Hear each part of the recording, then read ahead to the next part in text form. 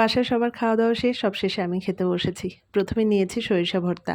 যখন আপনার ঠান্ডা লাগবে বা হাঁচি হয় অনেক, সেই সময় গরম ভাতের সঙ্গে একটু সরিষা ভর্তা খেয়ে দেখবেন, একদম ম্যাজিকের মতো হয়ে যায়। একটু পরেই দেখবেন আপনি একদম ভালো হয়ে গেছেন।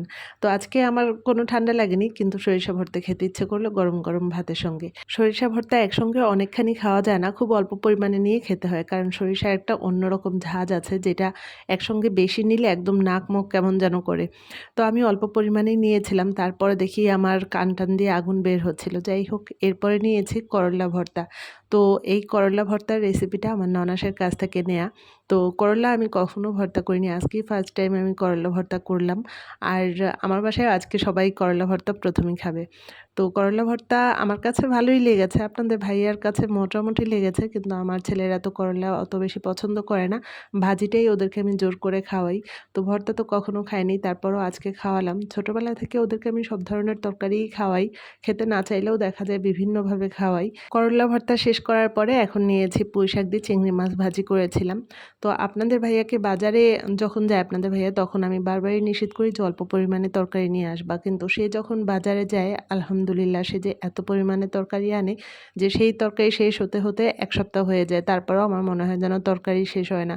তো ফ্রিজে অনেক রকম তরকারি আছে। আজকে কয় রকম তরকারি রান্না করব। আর এই কটা দিন ধরে আবহাওয়া তো অনেক খারাপ। এই বৃষ্টির মধ্যে শাকসবজি খেতে ইচ্ছে করে না। কিন্তু কি আর করা? প্রতিদিন ২-৩ রকম তরকারি রান্না করে শেষ না করলে দেখা যাবে তরকারিগুলো নষ্ট হয়ে গেছে। তো আজকে করল্লা, তারপরে পুঁইশাক রান্না করে ফেলেছি। এখনো গাঁটি, কাঁকরোল, পটল, রেখা, কুমড়া আরও অনেক তরকারি ফ্রিজে আছে।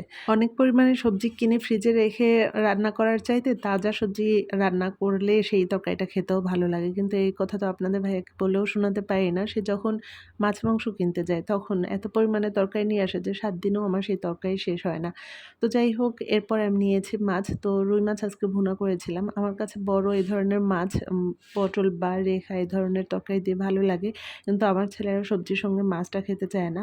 মাছ এমনিতেই ওদের পছন্দ না। তারপরে যখন মাছ রান্না করি, ভুনা আরকি ভেজে ভুনা করতে হয়, সেভাবে মাছটা খেতে ওরা পছন্দ করে।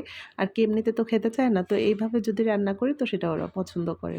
তো যাই হোক, আপনাদের সঙ্গে গল্প করতে, করতে আমার খাওয়া কিন্তু প্রায় শেষ। অন্য সময় দেখা যায় যে আমার বেশিরভাগ সময় আমার ছোট ছেলেকে তো ভাত খাওয়াই দিই। তো ওকে যখন ভাত খাওয়াই তখনই আমার খাওয়া হয়ে যায় আরকি, ওর সঙ্গে, সঙ্গে আমিও খেয়ে ফেলি।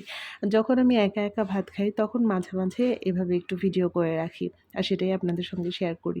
তো আমি লেবুর খোসাটা কিভাবে খেয়েছি আপনারা দেখেছেন। তো লেবুর উপরে আরকি লেবুর খোসার ভেতরে যে অংশটা পাতলা একটা আবরণ, ওটা ফেলে লেবুর খোসা খেলে লেবুর খোসা অনেকে বলে যে তিতা লাগে খেতে। তো ওই আবরণটা ফেলে দিয়ে দেখবেন যে একটু তিতা লাগে না।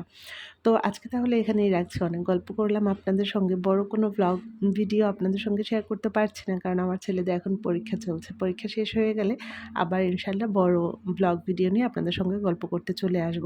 আজকে তাহলে এখানেই রাখছি। সবাই ভালো থাকবেন। খোদা হাফেজ।